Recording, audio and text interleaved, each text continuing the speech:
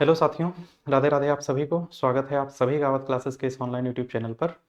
Uttar Pradesh police परीक्षा का जो एग्ज़ाम अभी सिपाही का होने वाला है नेक्स्ट मंथ में, और अभी जीडी कांस्टेबल का चल रहा है।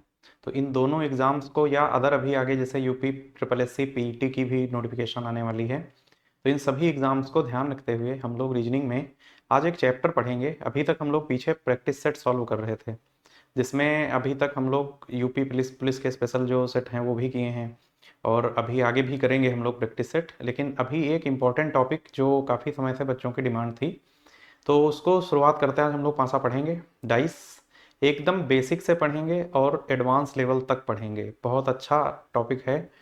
पूरे एग्ज़ाम्स जितने होते हैं जहाँ पे रीजनिंग पूछी जाती है, अधिकांश एग्ज़ाम्स में ये चैप्टर पूछा जाता है। तो एक एक करके हम लोग आराम से पढ़ते रहेंगे। एकदम बेसिक से स्टार्ट करेंगे और लास्ट तक जाएंगे, तो वहाँ तक क्वेश्चंस का लेवल एक बहुत ही ज़बरदस्त होने वाला है। तो शुरू करते हैं आज का सेशन और देखते हैं आज के सेशन में क्या है। ठीक है, तो आप लोग भी नोट्स बढ़िया एकदम बनाते चलिएगा, ज़बरदस्त। और शुरू करते हैं सेशन, देखते हैं आज पासे में क्या है। देखो भाई, सबसे पहले पासे में कुछ चीज़ें समझते हैं। देखो, पासे के पहले फैक्ट्स हम लोग देखते हैं कि पासे के फैक्ट्स क्या हैं। देखो, सबसे पहले देखो क्या है कि पासा एक्चुअल में क्या है। ठीक, तो पासा क्या है? एक त्रिबिंबीय आकृति है, जिसे त्रिआयामी हम लोग बोलते हैं कि पासा क्या है? एक त्रिआयामी आकृति है। इसे 3D बोला जाता है। क्या कहते हैं? 3D। ठीक, 3D कह रहा, अर्थात इसे एक तरफ से देखने पर, पता है इसको अगर वन साइड से देखा जाएगा तो इसकी कितनी सरफेस दिखाई देंगी? तीन। ठीक, तीन सतह दिखाई देंगी। अब बात करें अगर कि पासे में सतह होती कितनी है। ठीक, सेकंड पॉइंट देखते हैं हम लोग कि पासे में सतहों की संख्या। तो पासे में कुल कितनी होती है? 6 सरफेसेस होती हैं। पासे में 6 सतह होती हैं। फिर अगला देखो पॉइंट क्या है कि पासे में कोनों की संख्या। पासे में कोने कितने होते हैं? 8। ठीक, और उसके बाद देखो पासे में किनारे कितने होते हैं? 12। इसका मतलब ये है कि अगर हम कहें कि जो सतह हैं, सतह, ठीक, वो कितनी आ गई? 6। देखो, कंफ्यूजन बहुत ज़्यादा होगा किसमें? कोने में और किनारे में। ठीक, जो कोने हो गए, वर्टेक्स बोलते हैं जिन्हें हम लोग। ठीक, ये कितने होते हैं? तो कोने होते हैं 8। ठीक, और क्या हम बात कर लें किसकी? किनारे की। ठीक, किनारे जिसे हम लोग एज बोलते हैं। ठीक, ये कितनी आ गई? 12। ठीक, यही देखो सामने लिखा है सब कुछ। ठीक, अब देखो इसमें थोड़ा सा कंफ्यूजन रहता है बहुत सारे स्टूडेंट्स को कि कोना क्या होगा, किनारा क्या होगा। ठीक है, तो देखो जैसे कि हम मान लो कोई एक डाइस बनाते हैं। ठीक है, मान लो ये एक डाइस है। ठीक, ये एक डाइस है। ठीक, तो देखो ये है कोना। ठीक, और ये कोना है। ठीक, और ये क्या है? इसकी ये सतह है। देखो ये सरफेस है। ठीक है, देखो बंद पासा है तो इसकी तीन ही सामने से दिखेंगी। ठीक है, तीन सामने से जब इसको देखोगे, है ना। ठीक, और ये जो देखो लाइन सेगमेंट खिंची हुई है, ये वाली, ये है गई, ये हो गई, ये हो गई, ये हो गई। ठीक, ये हो गई, ये है। इस तरीके से अगर देखोगे, ठीक, तो ये सब क्या है? ये एज है इसकी। ठीक, ऐसी एज कितनी होती है? 12। अब एक सवाल कई बार क्या होता है ना कि दिमाग में भी आता है कि पासे में और घन में फर्क क्या होता है। ठीक है, पासे का जो आकार होता है वो कैसा होता है? घनाकार होता है। ठीक है, पासे का आकार जो होता है उसे घन कहा जाता है। ठीक है, हम कह सकते हैं कि घन का पासा एक उदाहरण है। ठीक, हम बात करें अगर आगे, तो देखो सबसे पहले क्या है कि पासा कितने प्रकार का होता है। ठीक, तो बेसिकली ये है बंद पासा। ठीक, तो जो बंद पासा है ये कितने प्रकार का होता है? तो ये दो प्रकार का होता है। ठीक, कौन कौन सा? पहला है मानक पासा और दूसरा कैसा है? साधारण पासा। मानक को क्या कहते हैं? स्टैंडर्ड डाइस कहते हैं। ठीक है, स्टैंडर्ड डाइस। ठीक, मानक पासे को क्या कहते हैं? Standard dice. और साधारण पासा है, इसे सिंपल या नॉन स्टैंडर्ड भी बोला जाता है। ठीक, इसे क्या कहते हैं? Non standard. ठीक, ये नॉन स्टैंडर्ड डाइस होता है। ठीक, तो अब हम बात करेंगे एक एक करके, दोनों को समझेंगे कि मानक क्या होता है और साधारण क्या होता है। ठीक है, मानक क्या होता है और साधारण क्या होता है। देखो भाई आगे देखो, सबसे पहले क्या दिया गया है? मानक पासा। ठीक, अब देखो एक ये मानक पासा बना है। अब कोई भी पासा अगर हमें बंद दिया गया है ना, बंद पासा वो होगा जिसकी तीन सतह सामने से दिखाई देंगी। ठीक है, तो कोई पासा अगर हमें दिया गया है, हम ये कैसे जान पाएंगे कि वो पासा मानक है? ठीक, वो कैसे पता चलेगा कि वो मानक पासा है? तो देखो मानक पासे को पहचानने की कंडीशंस क्या क्या हैं कह रहा है कि पासे की दो निकटवर्ती सतहों का योग 7 नहीं होता। इसका मतलब क्या है कि जो निकट सरफेस पर अंक होंगे उनका सम कभी भी 7 नहीं आएगा। ठीक है, तो जैसे देखोगे कि 6 और कितना है 4, तो ये कितना हो गया 10 है, तो ये 7 के इक्वल नहीं है। ठीक, ऐसे ही देखो 4 और 2 को ले लो, ये भी तो निकट है, 4 प्लस 2 ये कितना आएगा सम 6 आया। देखो ये भी 7 के निकट, 7 के इक्वल नहीं है। ऐसे ही 2 6 को ले लो, अगर 2 प्लस 6, ठीक, ये कितना हो जाएगा 8। ठीक, 8 होगा, तो ये भी किसके 7 के इक्वल नहीं है। ठीक, पहला पॉइंट यही है, क्या है कि दो निकटवर्ती सतहों का योग कितना 7 नहीं। दो निकट सतहों पर अगर अंक, देखो एक चीज समझ लो आप लोग पहले, कि अगर देखो कोई भी पासा मानक तभी बता पाओगे जब उस पर अंक दिए गए होंगे। ठीक, कोई भी पासा मानक तभी होगा जब उस पर क्या होंगे, अंक होंगे। ठीक, अगर अंक नहीं है, कोई भी शब्द लिखा है या कुछ भी लिखा है, अदर कोई सिंबल का प्रयोग करा है, तो वो पासा कभी भी मानक नहीं होगा। ठीक है, अब देखो पासे के मानक होने के लिए अंक होना जरूरी है उस पर, तभी जान पाओगे, क्योंकि सम 7 नहीं होगा। अब देखो आगे क्या दिया गया है कि मानक पासा में विपरीत सतहों का योग 7 होता है। अब देखो एक चीज क्लियर है कि देखो पड़ोसी जो हैं वो सम क्या नहीं है, सम 7 नहीं। निकट सतहों पर योगफल कितना 7 नहीं है।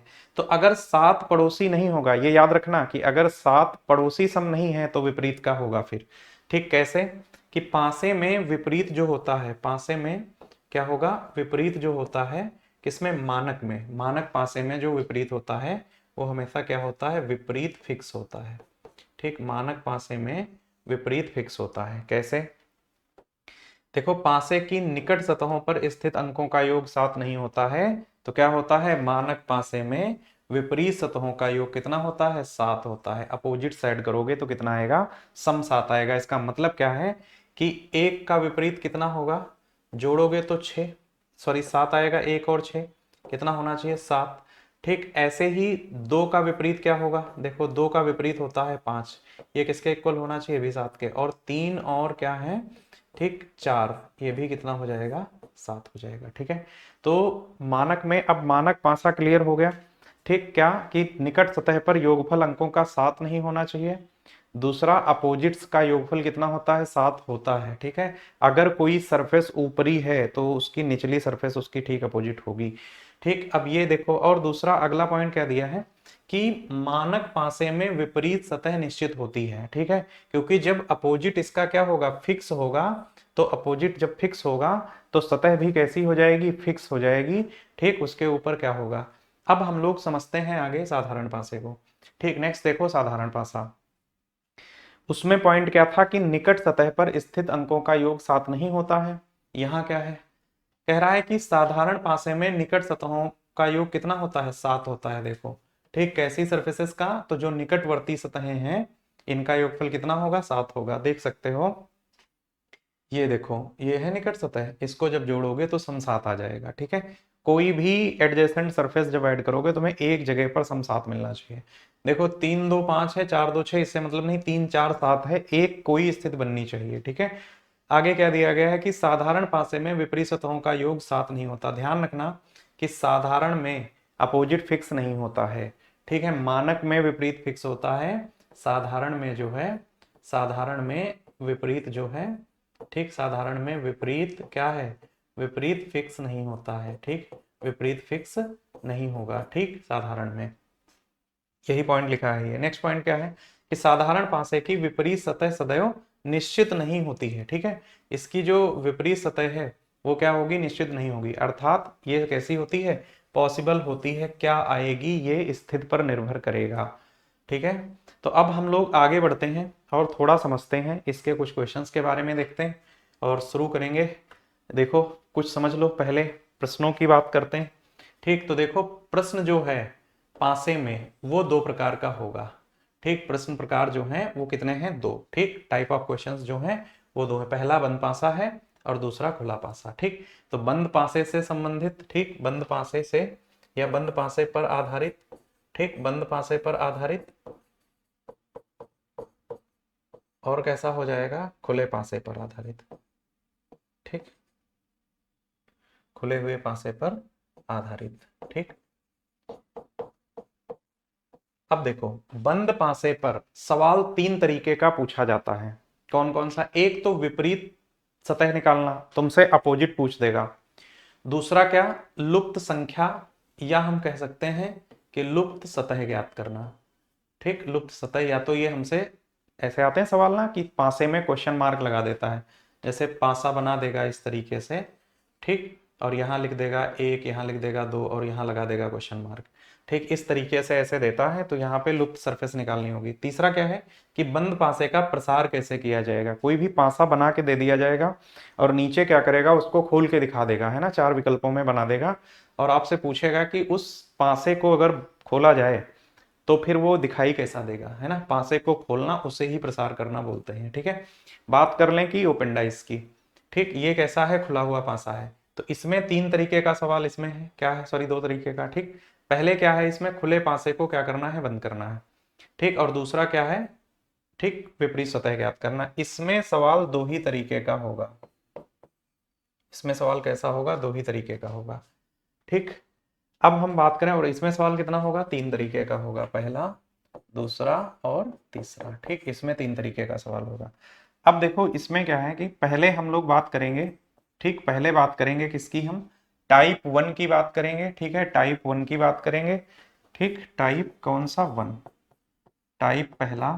ठीक, और ये किस पे आधारित होगा? बंद पासे पर आधारित होगा।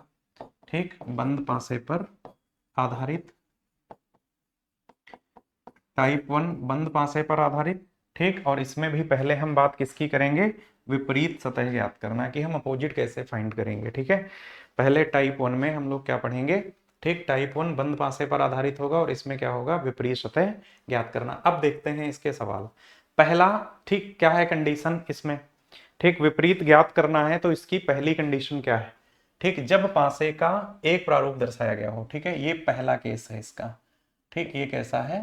पहला केस है। ठीक, जब पासे के एक प्रारूप, ठीक, दर्शाए गए हो ना। सवाल दिया गया है कि नीचे पासे का एक प्रारूप दिया गया है, अंक 2 की विपरीत सतह पर कौन सा अंक स्थित होगा।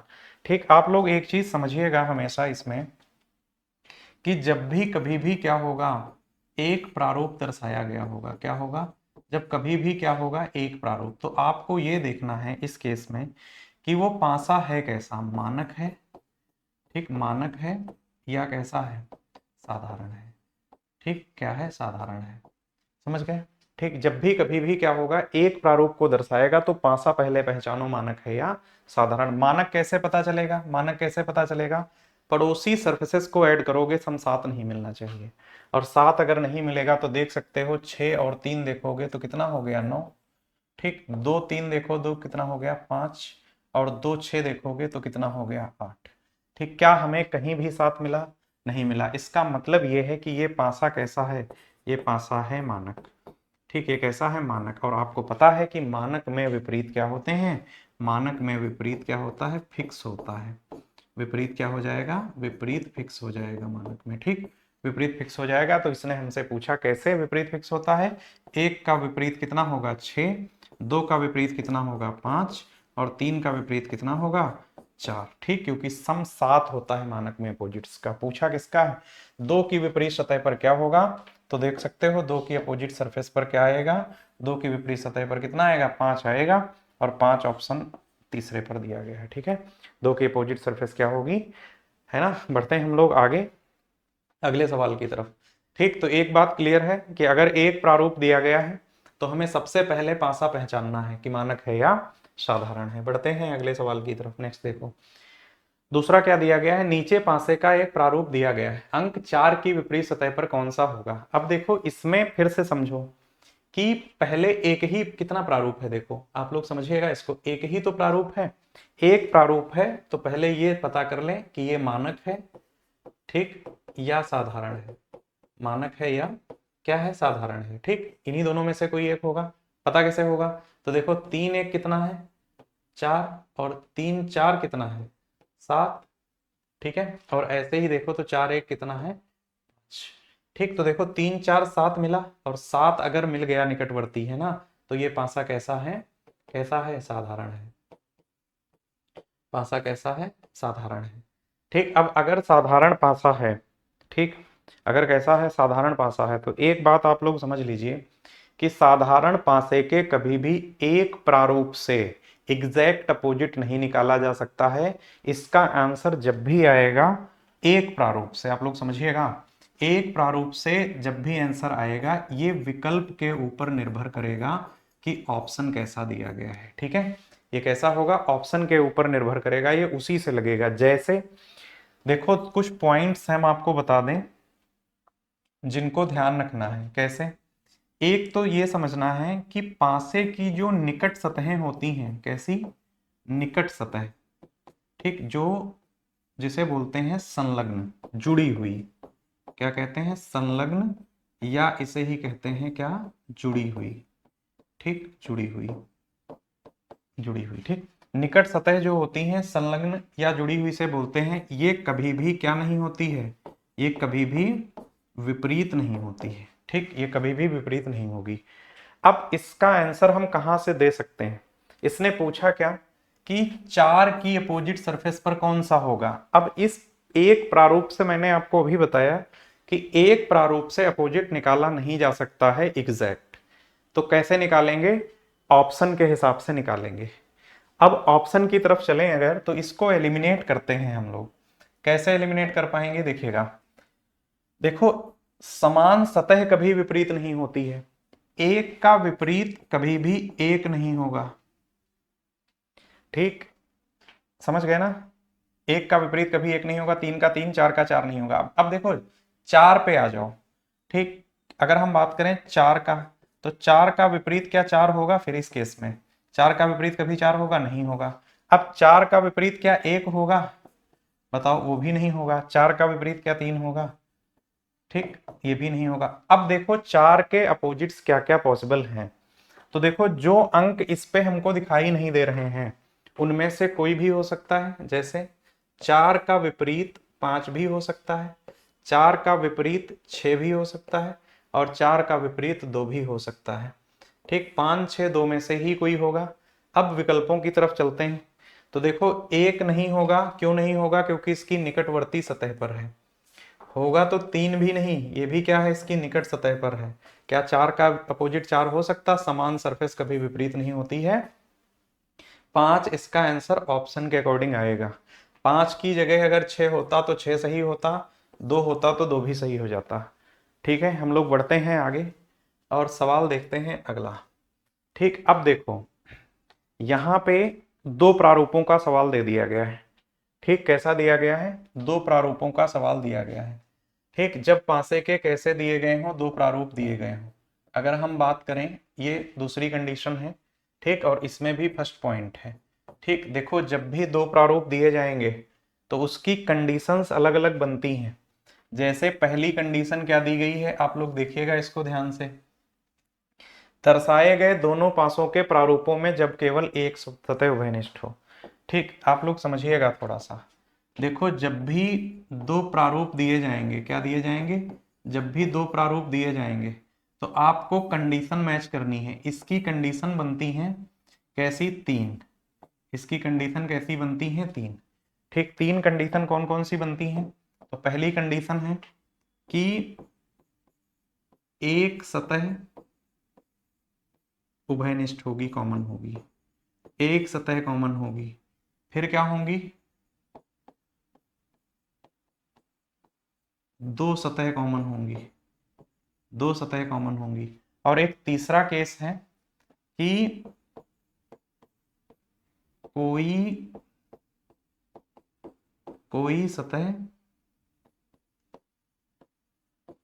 सतह कॉमन नहीं होगी। इसमें 3 केस हैं। जब भी देखो एक प्रारूप बनाएगा तो ये देखना है कि पासा साधारण है या मानक, और जब भी 2 बनाएगा तो आपको क्या देखना है कि कॉमन सरफेस कितनी है। पहला केस क्या है कि एक सतह कॉमन, दूसरा केस क्या है 2 सतह कॉमन, तीसरा केस क्या है नो कॉमन सरफेस। 3 सतह कॉमन किसी के माइंड में आना भी नहीं चाहिए, नहीं तो 3 सतह उभयनिष्ठ हो जाएंगी, पासा सेम हो जाएगा। अब देखो इसको, यहां क्या दिया गया है दोनों प्रारूपों में, देखो जब केवल कैसी हो, एक सतह उभयनिष्ठ हो। ठीक, कैसे पता चलेगा, तो देखो नीचे पासे के 2 प्रारूपों को दर्शाया गया है, अंक 5 की विपरीत सतह पर क्या होगा। ठीक, अंक 5 की विपरीत सतह पर क्या होगा। पहले देखो इसका बेसिक समझते हैं हम लोग। ठीक, बेसिक समझ लेंगे तो इसके सारे शॉर्ट केस जो जितने भी शॉर्टकट्स हैं वो सभी इसके बनाए जा सकते हैं, या सारे शॉर्ट ट्रिक्स लगाए जा सकते हैं इसके अंदर है। देखते हैं कैसे। देखो एक चीज आप लोग समझ लो, एक्सेप्ट वन कंडीशन, एक केस को अगर छोड़ दिया जाए तो पासे में जब भी हम मूव करेंगे तो क्लॉकवाइज ही घूमेंगे घड़ी की दिशा में।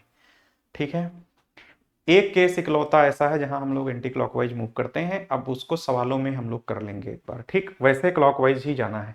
जैसे कि पहले प्रारूप में गए और हमें ऐसे घूमना है घड़ी की दिशा में। ठीक, ऐसे घूमना है क्लॉकवाइज। ठीक, तो पहले पहले प्रारूप को लेते हैं फर्स्ट। ये एक ही पासे के दो प्रारूप हैं। ठीक, ये पासा एक ही है पर दो तरीके से दर्शाया गया है। कैसे, आप लोग देखिएगा ध्यान से। देखो सबसे पहले दोनों में जो कॉमन होगा उसी को पकड़ेंगे। ठीक है, 5। इसमें देखो 5 के बाद कितना है, 3। ठीक, कितना है, 3। और 3 के बाद कितना है, 2। ठीक, 3 के बाद कितना है, 2। अब इसमें देखो 5 के बाद फिर 5 से ही शुरू करते हैं इसको दूसरे प्रारूप में जाना। 5 फिर कितना है, 4। ठीक, क्लॉकवाइज चलेंगे, फिर कितना है, 1। ठीक, अब यहां से एक चीज क्लियर क्या हो गई कि ये सतह अपोजिट्स हैं एक दूसरे की, और ये भी दोनों सतहें एक दूसरे की क्या हैं, अपोजिट हैं। 5 का अपोजिट 5 नहीं होगा, एक सरफेस इसमें गायब है। कौन सी वाली गायब है, तो इसका अपोजिट कितना हो जाएगा, 6। वही गायब है सतह। ठीक, अब हमसे ये कुछ भी पूछे हम सब कुछ बता सकते हैं। देखो किसका अपोजिट पूछा है, 5 का ही। 5 का ही तो पूछा है। 5 के विपरीत सतह पर कौन सा होगा, तो 5 के अपोजिट सरफेस पर अंक कौन सा होगा, 6। ठीक, अब इसको एक तरीका और है, इसको एलिमिनेट भी किया जा सकता है। इसका शॉर्ट तरीका भी है एक। क्या है शॉर्ट तरीका, कि जब भी कभी भी दो प्रारूप दर्शाए जाएं और उसमें वन कॉमन सरफेस हो, ठीक, तो हमेशा जो कॉमन सतह होती है उसका अपोजिट उस पासे में दिखाई नहीं देगा। ये शॉर्ट तरीका। लेकिन इस केस में सवाल बहुत बार गलत होने के भी चांस रहते हैं। कैसे, मान लो जल्दबाजी में ध्यान नहीं दिए, अपोजिट सरफेस का अपोजिट गायब होगा। अब मान लो किसी दूसरे अंक का पूछ दे, उस केस में लगा दोगे, गलत हो जाएगा। ठीक है, तो इससे अच्छा ये है कि बहुत थोड़ा सा समय लगता है निकालने में। दूसरा एक तरीका और, इसको हम एलिमिनेट कर सकते हैं। कैसे, 5 का अपोजिट अगर हम बात करें तो देखो 5 का विपरीत अगर हम बात करें तो 5 का विपरीत पूछा है, तो क्या कभी भी 5 का विपरीत 5 हो सकता है, नहीं हो सकता है। ठीक, आगे अगर हम बात करें कि 5 का विपरीत क्या 3 हो सकता है, तो 3 भी नहीं हो सकता है। क्या 5 का विपरीत 2 हो सकता है, तो 2 भी नहीं हो सकता है। क्या 5 का विपरीत 4 हो सकता है, तो वो 4 भी नहीं सकता है। क्या 5 का विपरीत 1 हो सकता है, नहीं हो सकता है। क्यों नहीं हो सकते हैं, क्योंकि ये सब निकट सतहों पर हैं। ठीक, और एडजेसेंट सरफेस अगर है, निकटवर्ती सतह है, तो अपोजिट कभी भी नहीं होगी। अब देखो यहाँ पे अंक 1 ही तो गायब है, और वो गायब अंक कौन सा है, 6। ठीक, तो इसको इस तरीके से भी निकाला जा सकता है। अब समझ में आया ये। ठीक, हम लोग बढ़े, अब अगले सवाल की तरफ बढ़ते हैं और फिर से देखते हैं किसी तरीके का सवाल दिया गया है। कह रहा है नीचे एक पासे के दो प्रारूपों को दर्शाया गया है, नीले की विपरीत सतह पर कौन सा रंग होगा। अब देखो इसमें पहले कॉमन सरफेस देखो कितनी है। ठीक है, तो देखो नीला है और यहां भी नीला है। अब देखो यहाँ लाल काला है, पीला हरा है, तो देखो कॉमन का ही अपोजिट पूछा है। तो कॉमन का अपोजिट जो है वो कौन सा होगा, जो इसमें रंग दिख नहीं रहा है। तो देखो काला दिख रहा है क्या, काला दिख रहा है। ठीक, अब बताओ लाल दिख रहा है क्या, तो देखो इसमें लाल भी दिख रहा है। क्या हरा दिख रहा है, इसमें हरा भी दिख रहा है। तो ये तो तीनों दिख रहे हैं ना। कॉमन सरफेस का अपोजिट पूछ रहा है, भूरा इसका राइट आंसर होगा। और अगर वैसे निकाला जाए तो क्या होगा, तो कॉमन सतह को पकड़ो, क्लॉकवाइज ऐसे घूम जाओ घड़ी की दिशा में। ठीक, इस तरीके से ऐसे मूव कर जाना है क्लॉकवाइज। तो यहाँ पे देखो नीला है। ठीक, यहाँ पे क्या है, नीला है, फिर क्या है, उसके बाद देखो तो काला है। नीला है, फिर क्या है, काला है। ठीक, उसके बाद क्या है, फिर है लाल, फिर क्या है, लाल है। अब आगे बात करें अगर, तो यहाँ पे क्या है, देखो फिर से नीला है, और नीले के साथ क्या है, उसके बाद पीला है। ठीक, पीला है, और पीले के बाद क्या है, हरा है। ठीक, क्या है, हरा है। ठीक, अब यहाँ पे देखो तो ये अपोजिट्स हो गए एक दूसरे के, और ये एक दूसरे के अपोजिट हो गए। ठीक है ना। अब देखो नीले का अपोजिट इसमें देखो गायब है, और गायब है तो वही कौन सा शब्द जो नया दिया गया है, इसमें क्या दिया गया है। ठीक, यहां से भी निकाला जा सकता है। ठीक, बढ़े हम लोग अगले सवाल की तरफ। नेक्स्ट कंडीशन देखते हैं इसकी क्या है। अब देखो इसकी दूसरी कंडीशन क्या दी गई है हमें, इसकी दूसरी कंडीशन हमें दी गई है। ठीक, इसकी दूसरी कंडीशन हमें दी गई है। सेकंड पॉइंट क्या दिया गया है इसमें, देखो कह रहा है दर्शाए गए पासे के दोनों प्रारूपों में जब दो सतहें उभयनिष्ठ हों। देखो पहला केस क्या था, वन कॉमन सरफेस का, दूसरा केस क्या है, टू कॉमन सरफेस का। अब देखो दो सतह कॉमन का है, अब यहाँ पे समझो दो सतहें कॉमन कौन कौन सी हैं, तो देखो 5 है और 6 है, 5 है और 6 है, देखो दो कॉमन सरफेस हैं। इस केस में सवाल का आंसर कभी भी निकालोगे जब भी, तो इस केस में सवाल का आंसर हमेशा कैसे, एलिमिनेट करके ही निकालेंगे। ठीक, एलिमिनेट करके निकालने में सवाल के गलत होने के चांसेस नहीं होंगे। कैसे, अगर हम यहाँ पे विपरीत निकालें, ध्यान देना आप लोग, तो यहाँ पे देखो अपोजिट पहले पूछो, देखो किसका पूछ रहा है, अंक 6 की, तो सबसे पहले क्या करो, 6 को ही पकड़ लो। ठीक, 6 को पकड़ लिए। एक चीज और बता दें आपको कि जब भी कभी भी दो कॉमन सरफेस होंगी तो उस केस में दोनों कॉमन सरफेस को छोड़ करके जो बचेगा वो हमेशा एक दूसरे का विपरीत होगा। ठीक, इस केस में अगर हम बात करें, इस केस में, ठीक, इस केस में अगर हम बात करें तो एक और दो एक दूसरे के अपोजिट होंगे, ये फिक्स है एकदम। ठीक, ये फिक्स है एकदम, पर हमसे पूछा ही नहीं है उसका, हमसे पूछा है 6 का विपरीत क्या होगा।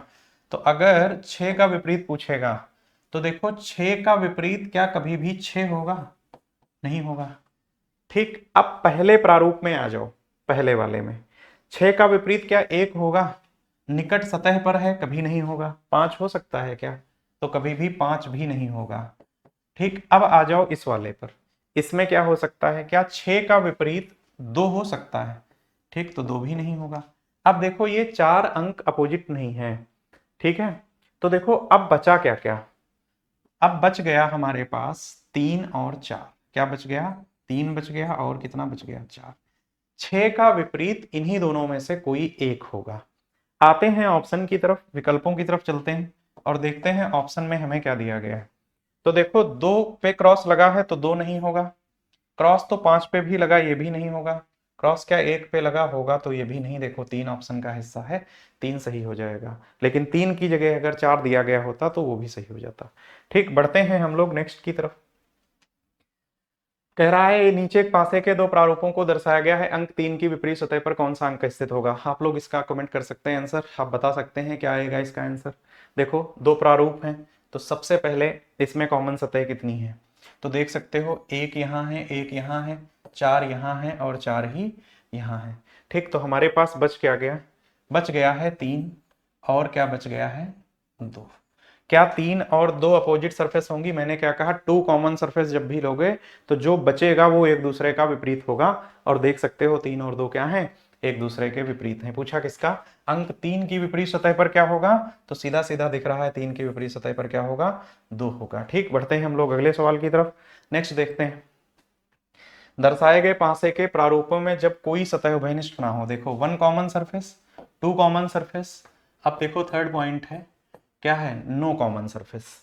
नीचे दिए गए पासे के प्रारूपों में अंक 1 की विपरीत सतह पर क्या होगा। एक चीज पहले समझ लो, ठीक, कि जब सतह क्या होगी, जब सतह में कोई भी उभयनिष्ठ ना हो, मतलब कि जब भी नो कॉमन सरफेस का होगा, जब भी सवाल नो कॉमन सरफेस का होगा, ठीक है,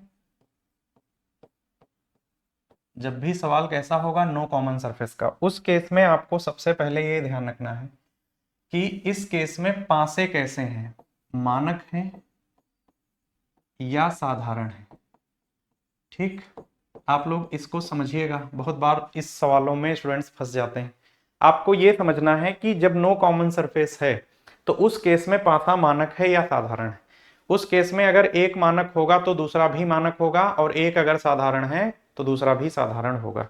ठीक है, अब देखो पहले चेक कर लो इसको, देखो 6 2 पे कितना है 8, ठीक, 3 2 पे कितना है 5 और 6 3 पे सम कितना होगा 9। ये पासा कैसा है, मानक है, ये कैसा है, मानक है। ठीक, मानक है, अगर ये मानक है तो ये नो कॉमन सरफेस में कंफर्म है कि ये भी मानक ही होगा, और ये अगर साधारण होता तो वो भी होता। और अगर मानक है तो मानक में विपरीत फिक्स होता है, मानक में विपरीत फिक्स होता है। 1 का अपोजिट कितना होता है 6, 2 का कितना होता है 5 और 3 का कितना होता है 4। ठीक है, अब पूछा किसका है, अंक 1 की विपरीत सतह पर क्या होगा, दोनों प्रारूप में नो कॉमन सरफेस है, पर पासे कैसे हैं, मानक हैं, और मानक है तो अपोजिट फिक्स होगा। 1 का विपरीत कितना हो जाएगा 6 हो जाएगा। ठीक है, और इसी केस में नो कॉमन सरफेस में अगर साधारण दिया गया होता तो एक साधारण होता तो दूसरा भी साधारण होता।